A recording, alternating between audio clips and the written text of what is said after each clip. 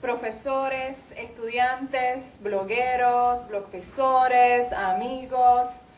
Bienvenidos todos a este segundo Congreso Blogprofesores 2008. Deseo un aplauso simplemente por estar aquí.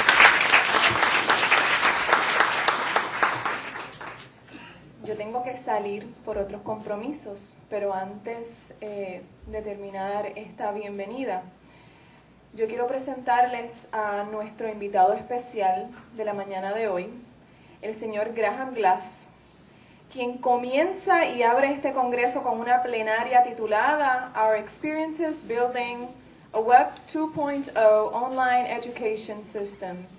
Y voy a introducirlo con una corta biografía en inglés.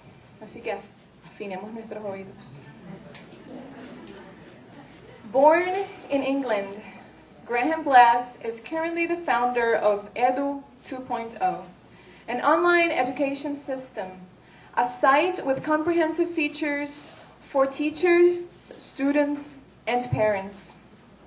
The company, founded in 2005, was launched about 6 months ago and already has 5,500 members.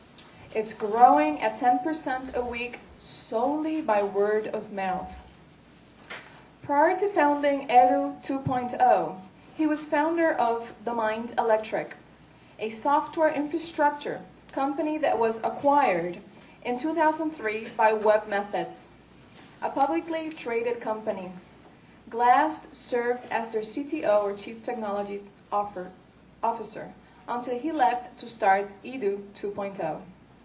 A serial entrepreneur and winner of the 1996 Entrepreneur of the Year Award. He has a strong background in education and used to teach computer science at the University of Texas in Dallas.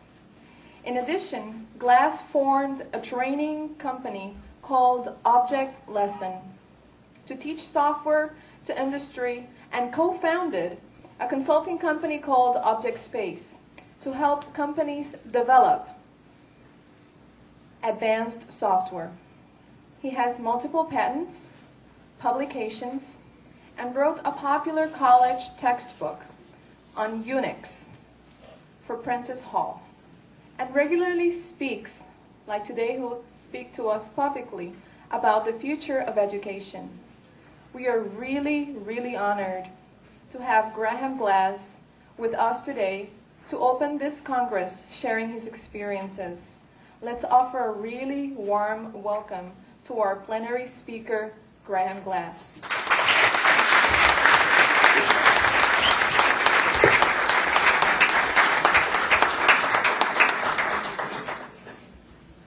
Let's see. How do I get the presentation up?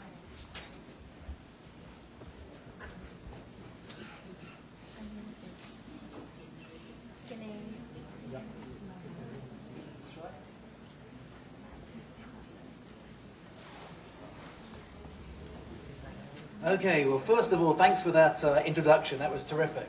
I have to first apologize that I don't speak Spanish. I'm very sorry about that. I'm very good at computer languages, but really bad at human languages. And the second thing is, hopefully I'll be okay. I have a huge jet lag. I came from San Francisco 2 days ago, and I sometimes suffer from this jet lag. So last night, it was 11 o'clock at night, and I thought, I've got a sleeping tablet just for this purpose. So I took it at 11 o'clock, and then at midnight, I woke up. And so I slept 1 hour, but I'm sure everything will be fine. So I have about 45 minutes to talk to you guys, and I'm going to try and keep the last 10 minutes for Q&A, because hopefully, based on what I'm going to say, there might be quite a lot of Q&A. First thing, as you might have noticed, the title of my talk is actually slightly different from planned, which is kind of intentional. I thought this presentation actually might be a bit more controversial and interesting. As based on my introduction, I do have a pretty long track record in education. I was very lucky. I went to one of the best high schools in England, and I absolutely loved the whole school experience. And in fact, I remember thinking, I'm having such a good time at school, and my teachers seem to have a great time. Maybe in the future I'll be a teacher. But then later on, when I found out how much money teachers made, I decided instead to start a company and start teaching professionally in industry. And as luck would have it, I ended up taking a kind of an entrepreneurial detour into creating software for enterprises. But fortunately, as a result of selling my last company, I thought it was now time to do a labor of love, to go back to my roots in education. Now, fortunately, I had the luxury of not actually teaching, as most of you do, on a daily basis. So I had the luxury of thinking to myself, rather than thinking about how we currently teach, I wonder what a completely thought from scratch future education system would look like. And one of the things that it's really easy to forget about is the fact that the way that we teach these days is actually very, very similar to the way they were teaching 500 years ago. And obviously we use laptops and we use blogging, etc.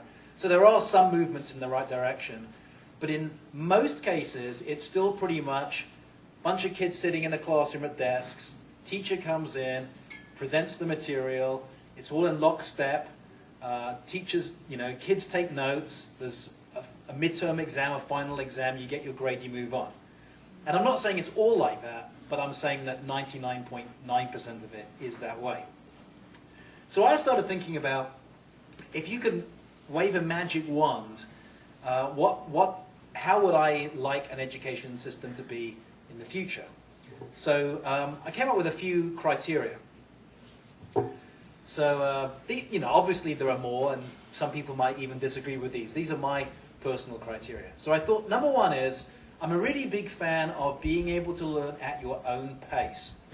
And one of the really tough things that every teacher faces, and every kid faces, frankly, is a wide range of abilities in a particular topic in a class. So what tends to happen is you get some kids who are really, really good at that subject who get bored. And they start wondering, what's the point of school? I come here and I'm around a bunch of idiots, and many times, unfortunately, it detracts from the joy of learning because they get bored. On the other side of the spectrum, you get people who are struggling in that topic, and they get frustrated because they get left behind.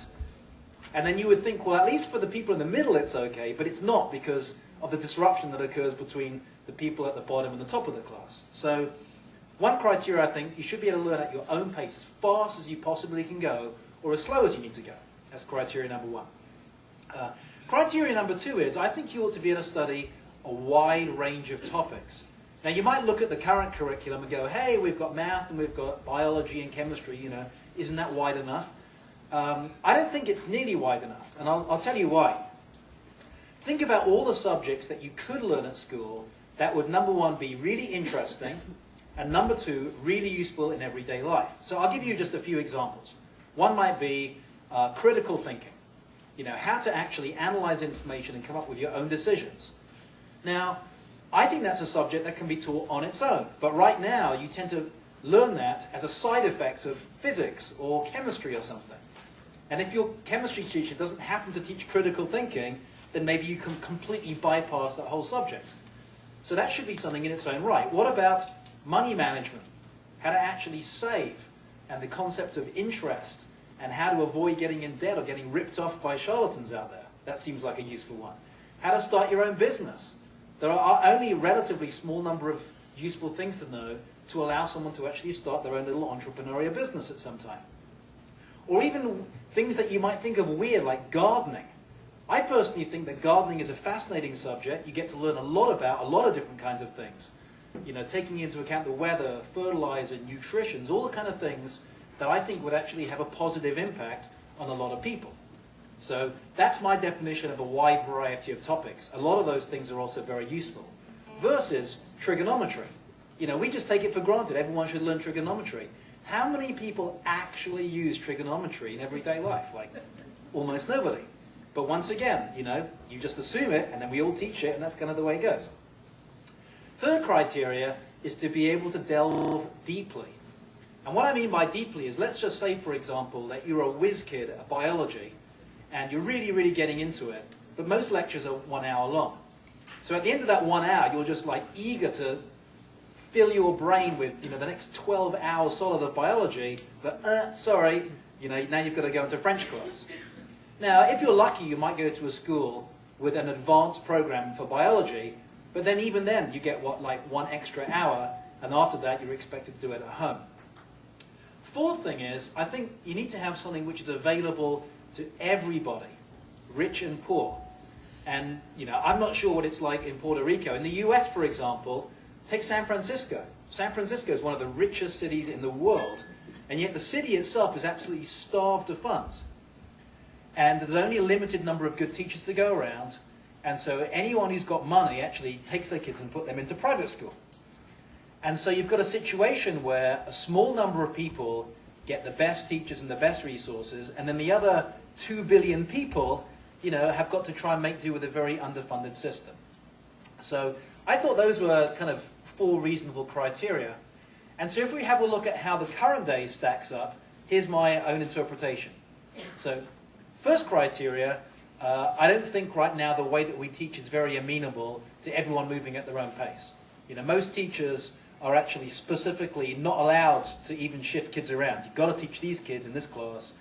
So it's very, very common for people to either get bored or left behind. Second thing, wide variety of topics. As I mentioned, I think when you start looking at the range of topics that could be taught, it's still pretty narrow. Our curriculum is really not that different from the early curriculum come up with 100 years ago, and a lot of people leave school and don't know the basics about how to start a business or how to do their money or any of this kind of stuff. Third thing, delving deeply, I don't think so. Everything right now is very linear, chopped into 1-hour segments, and if you're lucky you get an advanced program. That's pretty much it. And then last but not least, right now, billions of kids right now get very, very inadequate exposure to education. So I don't think the current system stacks up very well against these criteria.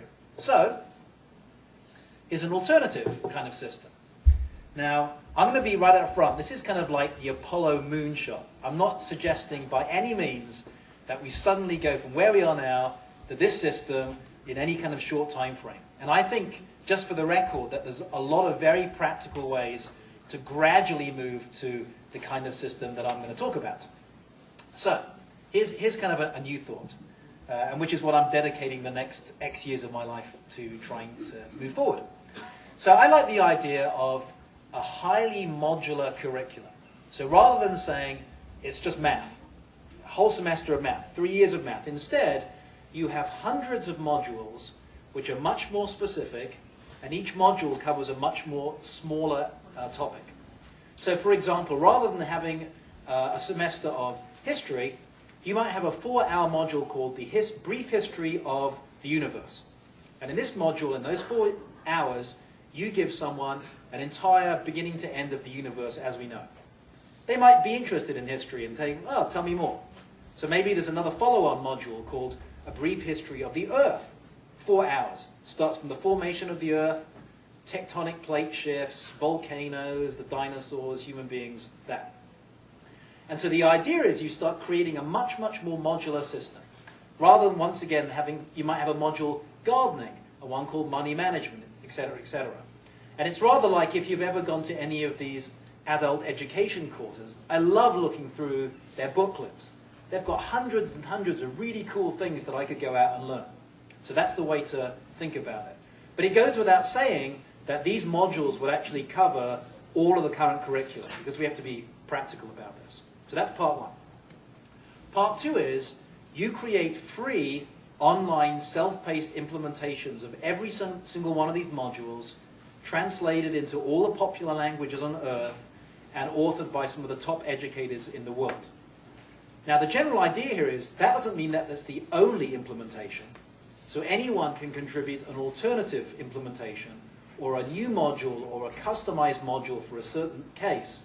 But the idea is there should be a free implementation of the whole thing, self-paced, that anyone can use. And this would be open sourced. So you guys are probably familiar with initiatives like MIT's OpenCourseware. There's a definite initiative towards these days of making the educational content itself free so people can customize it and do whatever they want with it. let's see, I can't read it from here. Another thing as well, I'm a really big fan of people moving at their own pace. So obviously the idea is that a kid can, either offline or online, start tackling these modules in whatever order they want, in whatever sequence they want, based on however they're feeling at the moment. So if you take a history one, beginning of the universe, and you like it, you can just click, give me more history. Take history of the earth, give me more history. Medieval times, give me more history. And while the passion takes you, you continue with those modules. But then at some point you get burnt out in history, and you want to flip to something else. Another thing is, and this is yet another somewhat controversial thing, I'm a really big fan of not having, these big mid-term exams and pass-fail grades and all the rest of the stuff. I really like the idea that you can always self-quiz, find out how well do I really understand that material, but I'm a big fan of taking a module as many times as you want so you feel good about it. So if you're a kid that's a bit slower than the average kid, you just do less modules, but you do them maybe multiple times in multiple different ways, so you feel good about yourself. You actually mastered a certain amount of material. Whereas if you're a really, really smart kid, you could take the entire set of modules, and maybe you can learn them much, much faster than an average kid. Now, of course, one question is, well, if you want to get a job and you don't have any actual formal quizzing in anything, well, do you just say, yeah, I passed them all, really? And they go, okay. So the idea is at any point there'd be some way to formally take tests and all these things. So you might do 150 modules, and then you decide, to get this particular job, I'm going to go to a certain agency and I'm going to quiz out on the following set of things that are applicable for that job. But that wouldn't be a formal part of the actual learning process. And let me see the last one. And the very last thing about it is, the last thing I would want to promote is the idea that all these kids become these antisocial little monsters sitting behind computers, and all they do all day long is take modules on their own, And so clearly a lot of these things can be much better done in groups, either offline or online. And for those of you who might have been following project-based learning, there are actually quite a few similarities in this approach. So for example, you might get 5 kids, either in a classroom or online, wanting to take one of these modules together, and they'd be like blogging to each other or instant messaging about whatever they're learning. If they get stuck, maybe either an offline teacher comes by and answers questions or challenges them with different kinds of questions, or if they're online and it's like Sunday afternoon and they were going down after biology, they get stuck, they press a button, and some online tutor, some teacher online helps them.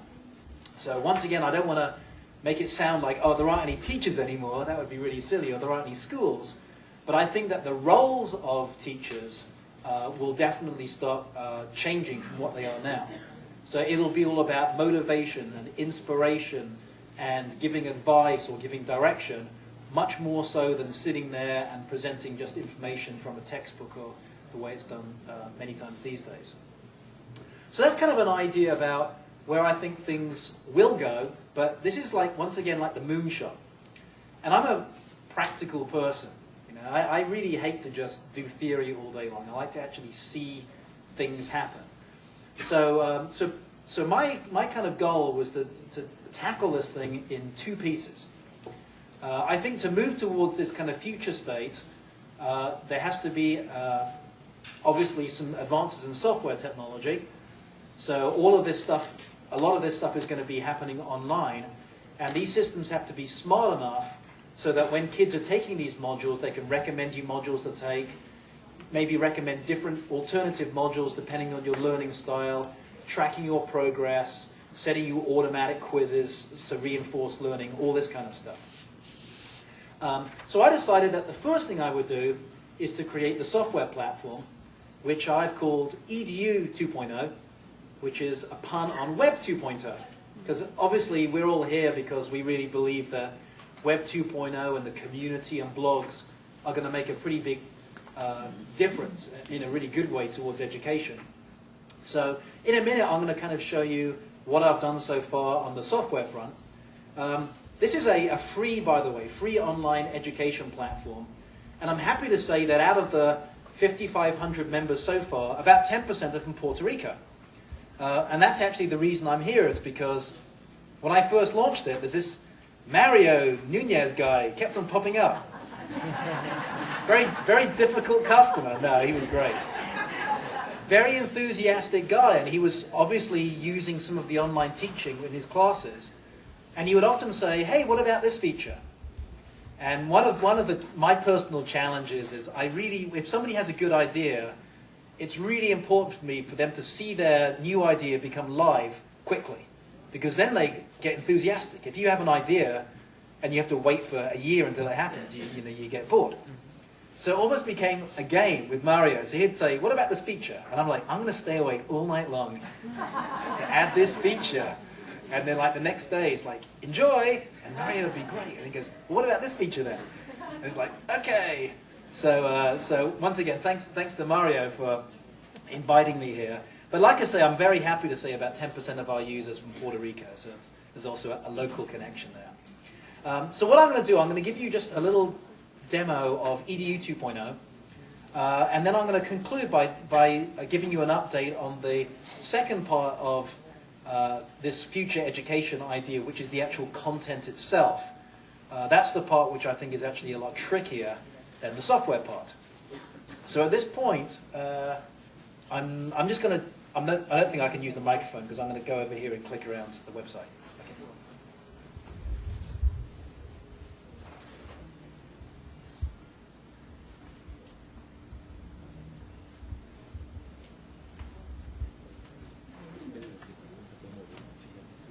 This is not the fastest internet connection in the world, but it should be okay. Can you guys hear me at the back okay? No. Well, can I pick this up?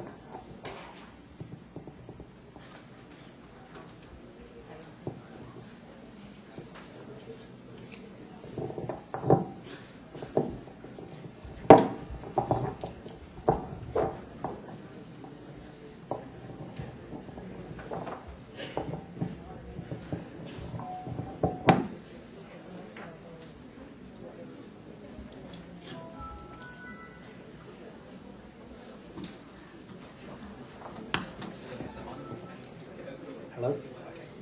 Okay. So here's just a quick overview of what this particular site is all about. As I mentioned, it's a free site.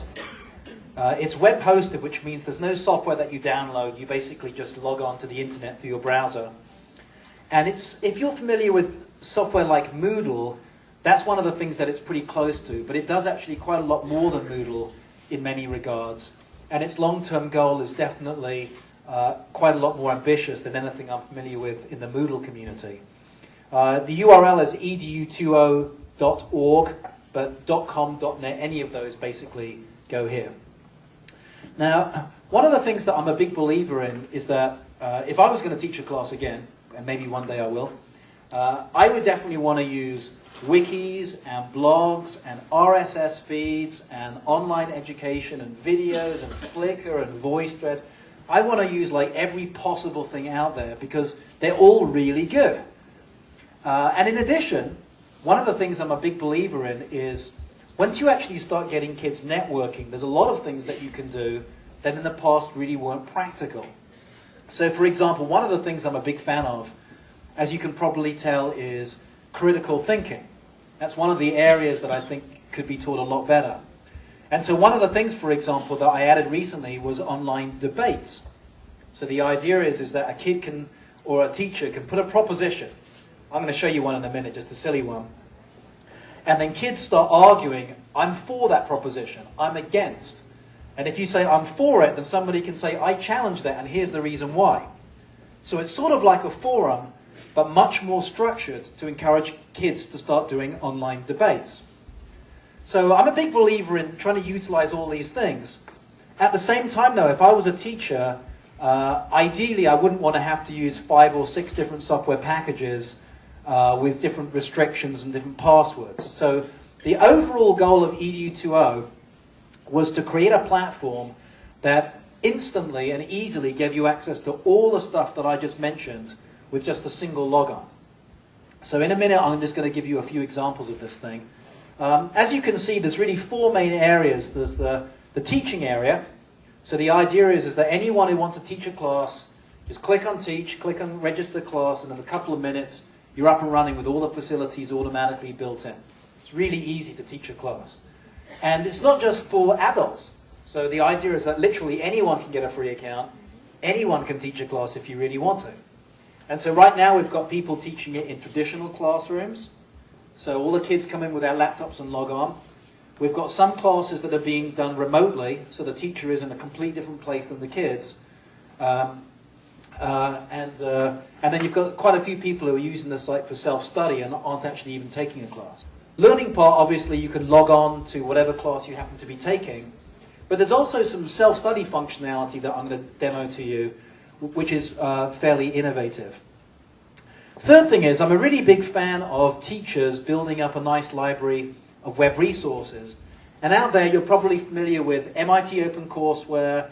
There's tons of videos on TeacherTube, SchoolTube, NASA. There's educational stuff all over the world, and a lot of it is really good. So one of the things I wanted to do was to be able to have a library that anyone could contribute a link to.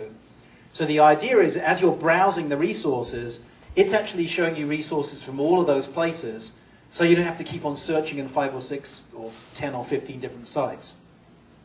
And then last but not least, there's the actual community stuff. And we've got some quite nice community networking features built in. So if you're a teacher, you can easily find other teachers who speak your language, who teach the same kind of classes as you, or Kids Social Network. You can form your own little study groups or interest groups. And so those are kind of the main areas. So I'll give you just a quick taste of this stuff because I don't have that much time. So for example, on the Teach area,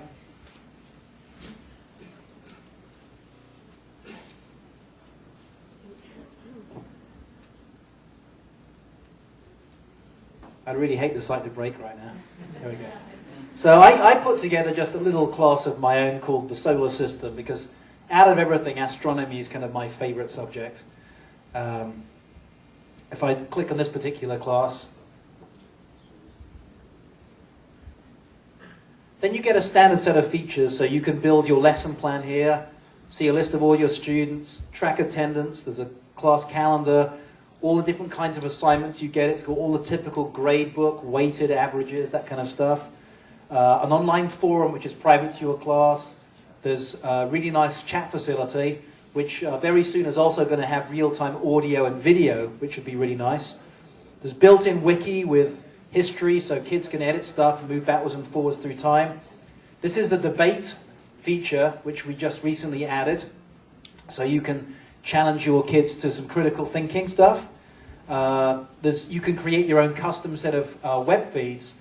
And then one tab that we only recently added, I've disabled it for this particular presentation, is something called classroom blogs. Now this is an interesting one because we already have a built-in blogging facility so that every user automatically gets their own blog. But then one of my teachers said, I want to have blogging just within the class. So everyone gets their own blog private to this class, and you can blog about things happening in the class, and you also have control over can all the other students see my blogs, or if I'm shy, maybe I only want the teacher to see the blog. And they wanted that in addition.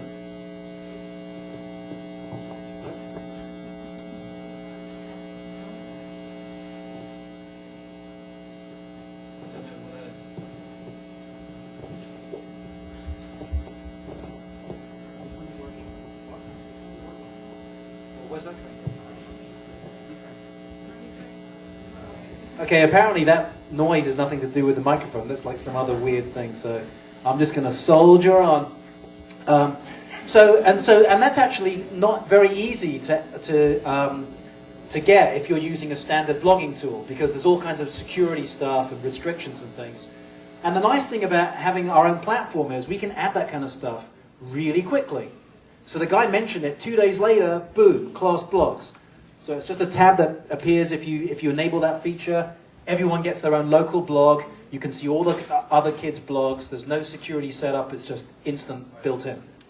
So that's the kind of nice thing that you can do when you've got your own platform. In the case of the lessons, I just want to show you just a couple of things. I put together just a very simple lesson plan which only has 8 different lessons. And one of the things I wanted to do was to demonstrate the use of these online web resources. So lesson number 7, which is Cool Space Adventures, I made use of our own resources library to try and find things to do with astronomy. And as you scroll down here, one of the really fantastic resources I found was something which does a video tour from the Voyager spacecraft. Now this was one of the resources. We have about 20,000 resources in our system already. By the end of this year, we're probably going to have close to 200,000 resources because we're indexing a vast amount of material. And this is one particular one. I'm just going to put it on just for a second because it's really nice.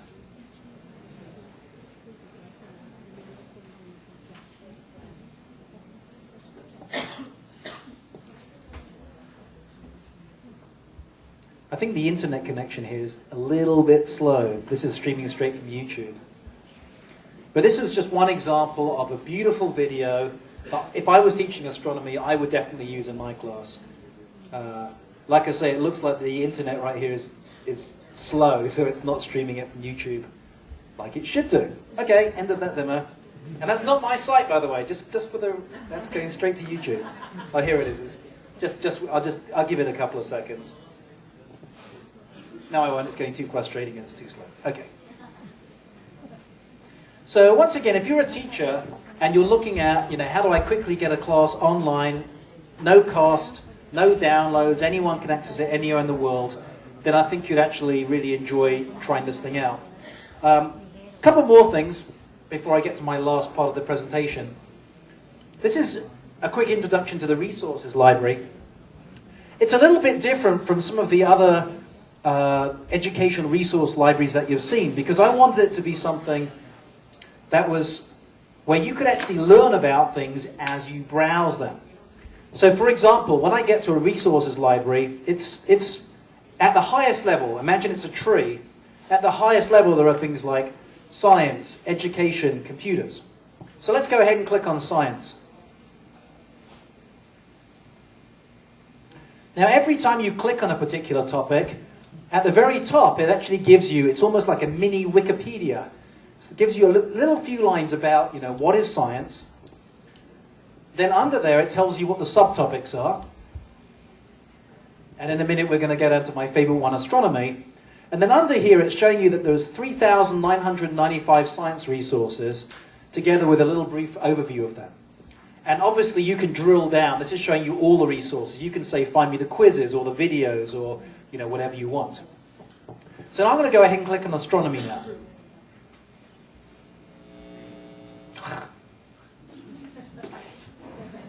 So now it's telling me astronomy is the science of celestial objects and phenomena. So you can imagine if you're a kid, it's like, oh, I'm actually learning a little bit about what astronomy is.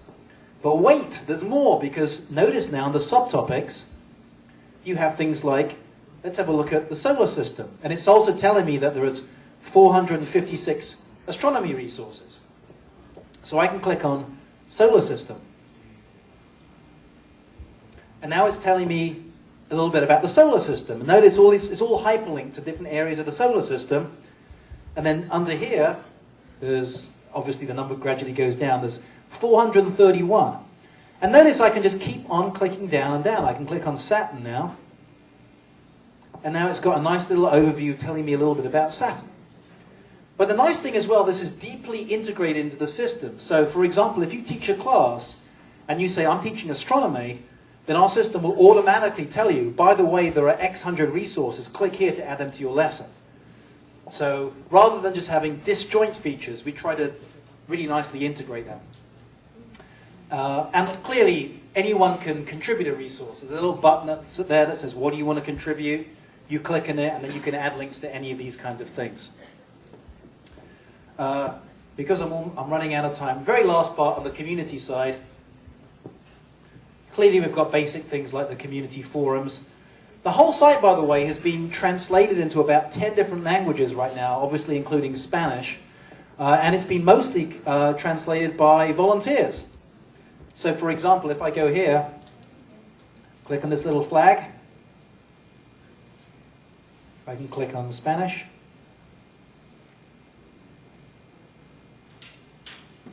and now the whole thing there is natively in Spanish. And as you can see right now, there's 5,703 members, 147 interest groups right now, and 679 classes in development. So it's a pretty fast-growing site. Now, I could go on and on about this thing, but I don't want to. So hopefully that's given you a little taste. Once again, it's free. It's available in Spanish, so if you're interested, I highly recommend checking it out. Now, I've got no idea how to make this thing go again now, after the current slide. So that's part one of kind of my mission. And we're trying to add features to this really quickly. Right now, though, the teachers keep on adding more and more features every day, so it's actually getting gradually harder to keep up. But that's a really good problem to have. So as I mentioned, pretty soon we're going to be adding real-time audio, real-time video, a lot more custom reporting stuff. But just a little bit, I'll finish up with what I'd like to do about the content. So I went through I wouldn't call it depressing, I just call it eye-opening kind of spreadsheet about how much I think it would cost to actually build these 300 to 400 modules, have them translated into about 10 different languages, and have a free, open source, self-paced version. My conclusion was it could be done for about $8 million in about 2 years, which is a lot of money to a single person, but that's actually a really small amount of money relative to its potential impact on the world. So I've actually put together a proposal, which I'm going to be taking around to all the charities like Gates Foundation, Intel Education, HP, a whole bunch of really rich guys that I happen to know. And so I'm quite hopeful to raise the money to actually do this. And it's not my intention to actually write these modules, heavens above. So I'm actually looking forward to the process, though, of getting some really good educators in this whole wide spectrum to actually create these modules. And our intent is to actually provide them with multimedia experts, video experts, content editors, so that we can make these modules very consistent and not have to burden the individual authors with all the nitty-gritty work of building the right artwork and audio and video, that kind of stuff. The other thing about it is that the EDU 2.0, we're going to add some special features to that, such as the education recommendations engine, so we can be one of the first hosters of the material. But once again, we want the material to be open source so that anyone can use it in their own classrooms, at home. Any education site will be able to make free use of them. So that's kind of the conclusion of my presentation. Fortunately, we've got 5 minutes left for any questions. But before then, I want to say thanks a lot for listening to me.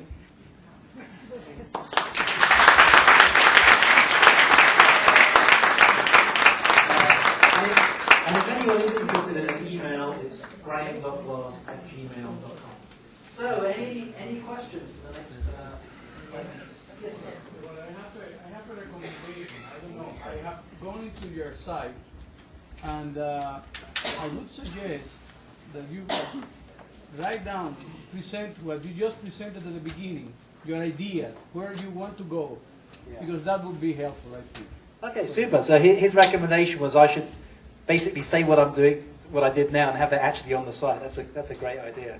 Right now, by the way, I do have a subset of this thing. There's a group called Curriculum Design, where I've been actually promoting some of these ideas, but yeah, there's nothing really public about that yet.